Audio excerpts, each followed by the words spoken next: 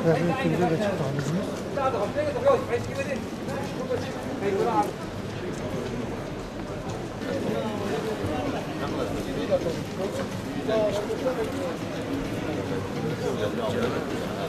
Ben Amerika'yı protesto ediyorum, kınıyorum onları. Bu yaptıkları zulüm çok berbat bir zulümdür. Onlar kendi PKK'lere, tüm teröristlere yardımcı oluyor. Onların hatalarını söylemiyor, tüm yükü Türkiye'ye yüklüyor. Onlar yaptığı zulüm dünyada hiçbir zulüm yapmam. Dünyanın en tehlikeli insanlar onlardır. Amerika bir de İsrail. En tehlikeli. Bence ilişkisini komple onlardan kesilmesi gerekir. Komple. Hiçbir Amerikalı vatandaşı Türkiye'ye gelmemesi gerekir. Dünyadaki tüm teröristleri onlar besliyor. IŞİD'dir, PKK'dir, LPG'dir. Bunlar hepsi bir yani. FETÖ'cüdürler. Bunlar hepsi bir. Bu Malatya'dır, bu İncilli Üstü'dür. Bunlar hepsi komple kapatmalı. Amerika hiç böyle yüz vermeyecek artık. Yok ya, bir numara düşmanımız ya. 100 yıldır bizimle uğraşıyor. 100 yıldır. Cumhuriyet kurduğu günden beri şimdiye kadar bizimle uğraşıyor. Ama artık sabır sabır, sonunda Allah bize güç verecek, onu yok edecek. Yani öyle bir gün Amerika gidecek yani. Gidicidir yani. Bize nasıl böyle bela yapıyor, onların başına da öyle Allah bir bela vuracak. Yani Amerikan Türkiye'ye yaptığı yaptırımlar gerçekten yanlıştır. Yani bir an önce bu yanlıştan dönmesini istiyoruz. Yani çünkü Türkiye yapılan yatırımların bir nevi de İslam üzerinde, Müslümanlık üzerindedir. Başka bir şey değildir. Yani savaşla Türkiye karşı gelemediği için yani ekonomiden vuruyor, dolarısından, başka şeyinden her iki günde bir, her ay başına diyor ki bir yaptırım yapalım. Başka bir şey değil yani Türkiye yenemediği için. Yani Suriye'de kendini denedi, çok yerlerde denedi. Türkiye'yi yıkmak için bir türlü başaramadığı için yaptırım yapıyorlar. Amerika hiçbir zaman Türkiye'nin dostu olamaz. Çünkü yani İslamiyet'e karşı olan bir ülke kesinlikle Türkiye'nin dostu olamaz. Yani değil de Amerika, yani Rusya da aynı şekilde hepsi böyle çıkarları için Türkiye ile dostturlar. Yoksa başka bir şey değil. Bizim Sayın Cumhurbaşkanımız Sayın Recep Tayyip Erdoğan onlara baş kaldırdığı için, dik durduğu için gerçekten ona karşı artık yaptırımlar yapıyor. Savaşamıyor. Çünkü bizim ordumuz güçlüdür.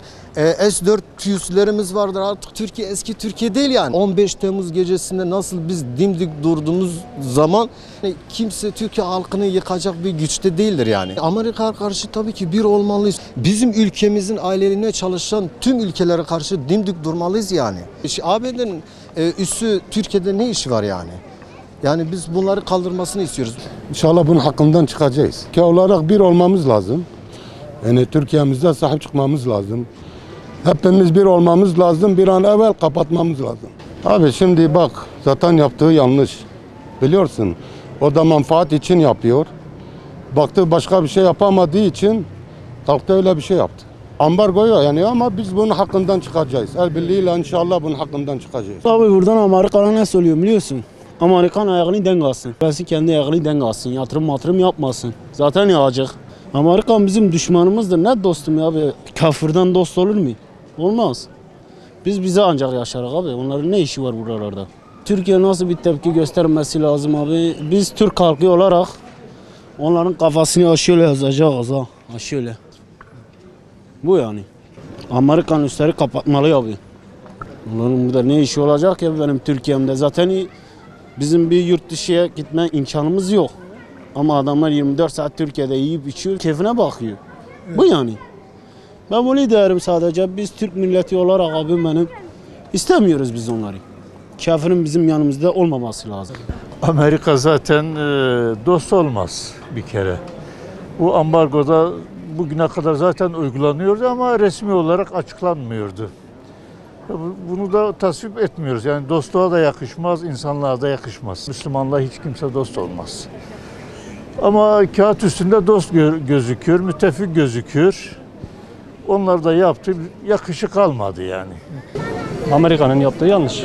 Çünkü bir kere Türkiye onları almış yani parasını verdiği için alması lazım. İşte bunu da Amerika'nın bunu da yapması yanlış bir şey. Bence Amerika bizim dostumuz değil. Kimsenin dostu da değil.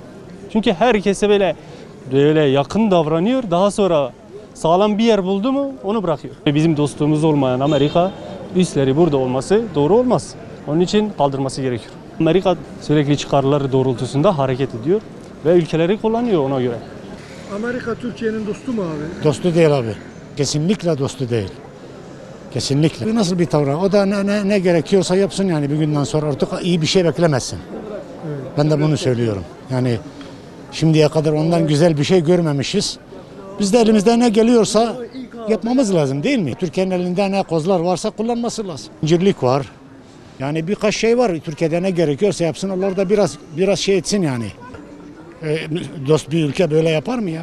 Yani biz Sayın Cumhurbaşkanımızla zaten iftihar ediyoruz.